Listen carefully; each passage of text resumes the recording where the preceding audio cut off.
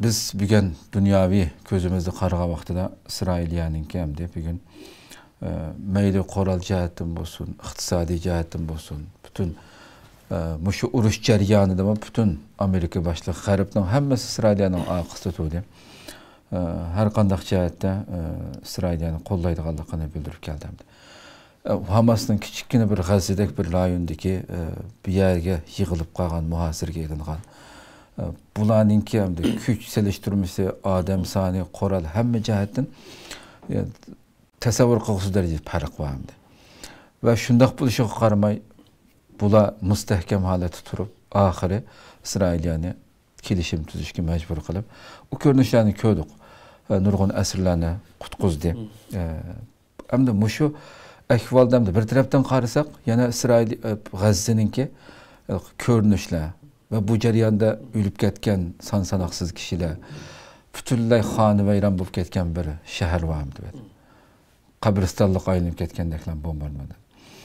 Hamda mushunda bir kuchdan bo'lgan ko'zga elib turib qaragan vaqtida Hamas masalan İsrailiyadagi bir oldidagi bu g'oyat zo'r kuchga urush etish bilan qaramlik qildimi yoki nimda buni qanday bir g'ayrat kelib bunda bir urushni boshlab qoldi deb qarayman. Bismillahirrahmanirrahim. Cenab-ı Allah hamsına peygamberimizge dua salam olsun. Kıskaca tarih kirgen vaktimizde İsrail devleti 1948 yılı Palestin toprakında birinci dünya uruşunun aldıkende İslam ellerine bolup mu O'rta Şerqdagi yak Arab dünyasındaki İslam ellerine mustamlak kılıvagan devletle ya güçler terbiyeden kurulup çıkan vekil karakterlik bir devlet. Özünün küçüğü taynıp emez, mustamlik güçler terbiyeden kurulgan vakaletçi bir devlet. Şundan tatip 48'den tatip 70 kadar bu İsrail bilen bir qançılgan Arab devletleri arasında bir qanç qatımlıq uruşlar canla yüz verdi. Bu tarix girmeyimiz. 1993 yılı kelgen çağda İsrail'e Palestin'e avtonomiya hukuku verdi. Ona ilgiri verilmiyor. Avtonomiya hukuku verilgenden keyin 2005 kelgen vaqtida, 2015 yılı kelgen vaqtida G'azza rayonunda mustamlaka qarshi, tajovuzchilik qarshi ozodlik harakati kuchayish sababidan İsrail G'azzani tashlab chiqib ketishga majbur bo'lgan. İsrailning 2005-yili G'azzani tashlab chiqib ketishi birisi G'azzani yetim qoldirish, yana birisi xalqaroniki u yerda qurolsiz insonlarga elib borgan tanqididan saqlanish va siyosiy jihatdan muhosara qilib yo'qotishni plan tuzgan maqsadda boshqarolmay, tutib turolmay chiqib ketgan edi. Hamas harekete gelsek, Hamas boshqarayotgan. Hamas harekete gelsek 1987 yılı Ahmet Yasin degan shaxsininki ya kishining yetakchiligida qurilgan İslami ve Milli Azadlık hareketi hesaplanır. Xo'sh. Bu hareket 2006 yılı Palestin'de elib berilgan, yani İsrail 2005 yılı G'azzadan chiqib ketgandan keyin 2006 yılı Palestin'deki G'azza ve G'arb kısmında umum saylam erib berildi. Bu saylamda Palestin'de elib berilgan bu saylamda G'azzadagi Hamas hareketi saylam natija kazandı. Hükümetini bula kurdu. Hükümetini bula şekillendirdi. Ama bir yıl ötmeyle Palestin'deki reis hukukunu algan xalqarada itibarga erishgan Yasir Arafat'ninki izbasari bo'lgan Abbas ve onun guruhi bu hükümetin bir yıldan keyin itiraf qilganmadi. Hamas bilan bu Abbas guruhi arasidagi kelishim tugdi. Surkilish yuz berdi. Ikkilarning arasi chak ketdi. Ahvol bu bo'yicha davomlashdi. 2013 yilga kelgan vaqtida İsrail Morsi mullaqatgandan keyin Muhammad Morsi Misr hokimiyati. Xo'sh. Yani xalqaro kuchlar tarafidan tushirilgandan keyin mullaqatgan demaydi. Tushirilgandan keyin Palestinni her taraftan muhasirga elish harkini yapmadı. Chegaralarning hammasini dengizdan quruqlikdan taqadi. G'azza atrofidagi ba'zi Arab davlatlari İsrailninki G'azzani muhasira qilishiga o'limi hamkorlashdi.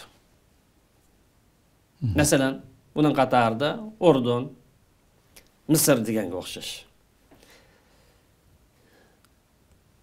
Bunun unda qilish sababi nima esa 2013'ten keyin barliq kelgan bir qism hokimiyatlar sekularizmchi va mustabid. Hem ba'zi bir kuchlar tarafidan o'ttirg'i chiqarilgan vakolat sifatidagi shaxslar edi. Bu sababdan bo'limi G'azzani muasir qilishga qatnashdi. Hatto Misrdagi birdan bir chiqish og'zi bo'lgan bu chegarasimi tamoman taqaldi. Natijada 2013dan tortib ta 2023 qadar urush boshlangan qadar G'azza bizning vatanimizga o'xshash ochiq bir turma oltiga kelib qoldi. Bu G'azzada 2023-yili Onun altıdan bir qancha qatamliq urushlar bo'lgan. Masalan 2006da bo'lgan, 8da bo'lgan, 2012da bo'lgan, 19da, 20da bo'lgan bir qancha qatam hafta yoki 15 kunlik yoki bir oylik bo'lgan urushlar yuz bergan. Bu 2023ga kelgan vaqtida To'pan Aqsa nomida cho'ng bir urush portildi. Bu urush kelsak G'azzaliklar bu yerga ishg'olchi İsrail tarafidan majbur qolgan bu urushdi. Bu G'azzaliklarniki ixtiyori bilan tanlashi bilan bo'lgan bir urush emasdi. Bular bu urush kirishga majbur qilib qolgan. Har tarafdan siqdi, har tarafdan muasirga oldi, turma oltiga aylantirdi. Sirt bilan bo'lgan munosabatini tamoman chekildi. Sirt bilan elish berish, savdo sataq va boshqa ishlarga tamoman cheklim qo'yganlik uchun bular ig'ir darajada bir muasirda qolib qolgan. Bundaq bir vaziyatda bir musulmonga nisbatan mustamlik ostida xo'rliqda yashagandan ko'ra yoki bo'lmasa ast xarakterlik qiyinlab o'lgandan ko'ra qo'liga qurol olib o'rlik uchun, mustaqillik uchun, insonlik uchun ya g'alaba qilish ya shehid bo'lish uchun otilishdan boshqa yo'l qolmaydi. Bularga jang qilishdan boshqa ya g'alaba qilaylik yoki mardlarcha maydonda jang qilib o'lib ketadigan ikki xil tanlashdan boshqa yo'l qolmagan. Chunki canlı qo'g'dash bir musulmon nisbatan aqidasini qo'g'dash, vatan millatini qo'g'dash, izzat sharafini qo'g'dash, kimligini qimmat qarashini qo'g'dash bu farz bir masalasi. Bu sababdan jang qilish bu e'tiqodiy majburiyat, milliy majburiyat ham insoniy bir majburiyat. Ozodlik harakati bo'lgan Hamas kelsak, bu g'arbiy tarafdagi, Falastindagi g'arbiy tarafidagi Abbas guruhiga yoki burungi Arafatning partiyasi bo'lgan Fatih harakatiga o'xshash, avtonomiyacha Fatih harakatiga o'xshash, mansab uchun, pul uchun qurol tashlamadi bu. Ammo nima qurol tashlab bo'ldi? Abbasninki atrofidagilar qurol tashlab bo'ldi. Gerçi 60 ming atrofi saqchi bo'lgan bo'lsin, bu yenik tipli qurol bo'lg'achqa hech qanday bu dushman qarshi ishlatilmaydi. Hamas harakati avtonomiyachi Abbas guruhiga o'xshash mansab uchun, pul uchun qurol tashlamadı. Hamas hareketi xotirjam bir turmush kechirish bedeliga mustaqilligidan voz kechmadi. Chunki bular mustamlika ostidagi bir vatanni qutqizish, musulmon o'zining qimmat qarash, kimligi bilan yashashni bu iymoniy jihatdan farz, mas'uliyat va vatanparvarlik deb e'tiqod qiladi. Agar Hamas qurol tashlagan bo'lsa, mustaqillikdan voz kechgan bo'lsa, Abbas guruhiga o'xshash yoki Fatih harakatiga o'xshash qo'choq podshohlar bayoshat yashagan bo'ladi. Lekin bu Hamasga iymoniy kuch, bulardagi milliy g'urur, vijdon, axloq, vatanparvarlik ruhi va mustaqillik irodasi mustamlikaning ostida qo'choq podshohlab yashashni rad qildi. Uni yo'l qo'ymadi. Xo'sh. Agar Hamas 2023-yili 10-ayning 7-kuni To'pan Aqsa harakatini boshlatmagan bo'lsa, Falastin atrofidagi yoki O'rta Sharqdagi ko'plagan arab davlatlarininki Isroiliya bilan uzun muddatlik yoki avvaldan telefon abadiylik, tinchlik kelishim tuzish natijasida Falastin masalasi dunyo sahnasidan tamoman yo'qolgan bo'ladi. Xo'sh. Bu ish elib berilgan vaqtida davr savdosi yoki asr savdosi degan savdoning taqozosi bo'yicha ilgari bir qancha ilgari bo'lgan. Bu savdoning taqozosi bo'yicha Isroil G'azzaga hujum qilib boshlagan bo'ladi. Cho'qim hujum bo'ladi. Xo'sh. Hammasi yo'qotishga uringan bo'ladi.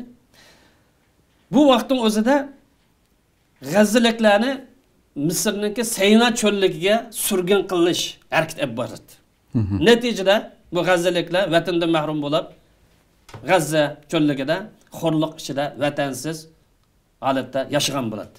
Eğer bu holatda kelgan bo'lsa, uning tatadigan bedeli taximmi ig'irlashadi. Demak, bu G'azza ahlininki, Hamas harakatiniki hozir to'lagan, muqaddim deyilgandek to'lagan bedeli ilgari buni atlanmagan bo'lsa, xo'sh. Agar bular jang atlanmagan bo'lib qolsa to'lab ketgan bedeldan taximmi ig'irali tushib qoladi. Hozir mushunchalik bedel to'lagan bo'lsa, agar bular bu ishni boshlamagan bo'lsa, ishni oldinlanmagan bo'lsa, taximmi agar bedel to'lab ketadi.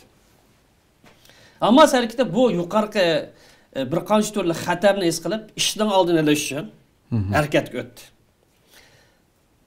470 gün, yak 1,5 yil atrofi davomlashgan, bu 20. asrdagi eng vahshiy elib berilgan bu kurashda, yoki bu jangda, yoki bu irqiy qirg'inchilikda qo'lga kelgan natija, yoki kelib chiqqan ziyon demasa, Hamas tarafidan 50 ming atrofida odam shahid bo'ldi.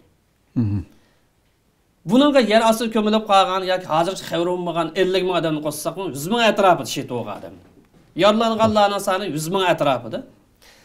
Palestinliklar tarafidan qo'lga ilinib ketgan, Isroil tarafidan qo'lga ilinib ketganlarning soni 17 ming atrofida. Vayron bo'lgan uylarning, binolarning soni bu shaharniki, ya G'azziniki 80%ni egalladi. Bu kelib chiqqan ziyon. Xo'sh. Biz birozdan bu ziyon bilan foydani birozdan selishtiramiz.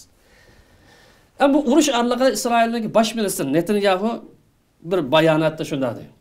Jang orlig'i. Agar Allah Hamas tarafida bo'lib qolsa-mu, biz Alloh bilan qo'shib Hamasni yana o'timiz der. Poat. Jang orlig'ida biz Hamasni bir qancha kun ishni shug'ishtirib o'tamiz. Agar Alloh bularning safida turgan bo'lsa-mu, Allohni qo'shib yana o'timiz deb Alloh jang e'lon qildi. Bunga qarta Hamasning bayonotchisi Abu Ubayd biz Netanyahuni va uningki ishg'olchi askarlarning hammasini pat arda tiz cho'ktiramiz deb jang e'lon qildi. Natijada 1,5 yildan keyin Allohning yordami bilan Hamas g'alaba qildi. İsrailning raisi va askarlarning hammasi tiz cho'kdi. Demak, Hamas qurol jihatdagi farqlar, askariy jihatdagi farqlar, imkoniyat jihatdagi farqlar, istixborot va boshqa taraf farqlar qarta urush boshlab qaramliq qildi. Balki ustiga tangilgan bir urush kirishga majbur bo'lib qoldi.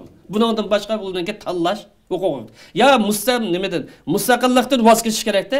Agar mustaqilligimizni saqlaymiz, bu irodamizni voz kechmaymiz, urush kirishdan boshqa hech qanday bo'lganki amal yo'q. Hamas urush kirib yuqoriga Saynaga G'azza ahlininki, G'azza aholisining Saynaga palinishi, vatandan mahrum qilishi, o'zini qurolsizlantirishdan iborat bu xatarniki oldini oldi, mustaqillik ruhini saqlab qoldi. Xo'sh, xo'sh.